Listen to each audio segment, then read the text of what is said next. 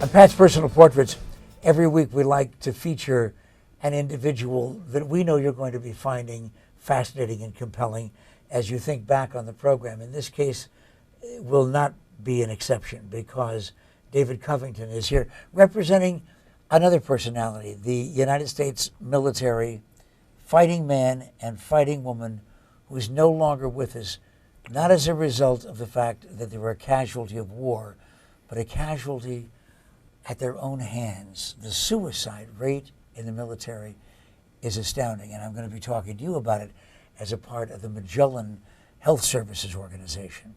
Why is it happening at such an incredibly accelerated rate? Right. And it is happening at an accelerated rate, one of the highest months ever for the Army back in July. The cover of Time magazine just had the one death a day. So it's really insidious that we're now dealing with a situation where more active duty military are dying from suicide than they are from combat. But why? Does anybody know? Well, I think there's a host of ideas. When we think about the warrior ethos, don't leave anybody behind, don't ever surrender, don't give up. It runs counter in some ways to the get help and rely on others. But as we've thought about it, the first thing that the military has been concerned about, well, maybe it's the being away from your family, repeated deployments, the rigors of combat. But the recent Department of Defense study found that in 2010, of those who died by suicide, 54% had not been deployed to the theater of war. And so that's what led Secretary Panetta to come out and say, this is not as simple as we had thought, and it is more related to the regular social challenges that our active duty military face like the rest of the population. Well, in the rest of the population, though, we are talking about 300 million people, one of whom commits suicide every 15 minutes? Right.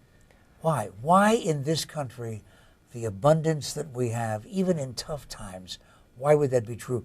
And is that true in general among all societies around the planet? Well, we have about 1 million deaths a year related to suicide, and about 37,000 in the United States. So one active duty military is dying every day. About 95 other Americans are dying, and they're challenged with all kinds of issues, from substance abuse to relationship issues or financial problems. And I think when we talk about the military, that I'm not sure I'm measuring up to the expectations. And if they are carrying that burden themselves, then that's a much harder thing to get the support that they need. More men than women? Oh, absolutely. It's about 4 times as many women who make attempts, but many more men who are the ones who die. So when we think about the military, I think for me that the challenge is all of us are subject to the kinds of debilitating depression and pain that leads us to think about suicide as a way out.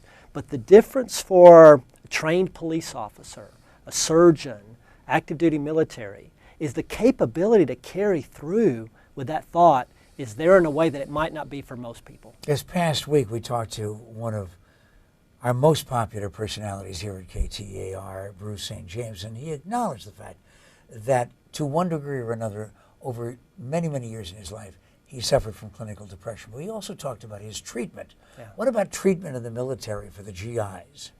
I think the first step is actually having that courage to reach out and obtain some help, to talk to someone about the problem, and for them to be able to hear it. Back in the late 90s, the U.S. Air Force actually had a very successful campaign where top leadership worked to create a different culture, to create a buddy kind of care system, to really focus on making it safe for people to talk about the issue. Earlier this week I had the opportunity to be on a webinar with retired Major General Mark Graham, and he and his wife Carol have lost 2 sons. Their son Kevin died by suicide. Their son Jeff died 7 months later in combat, and both in the military. Unthinkable to lose 2, and most particularly under those circumstances, both of them. But what can be done?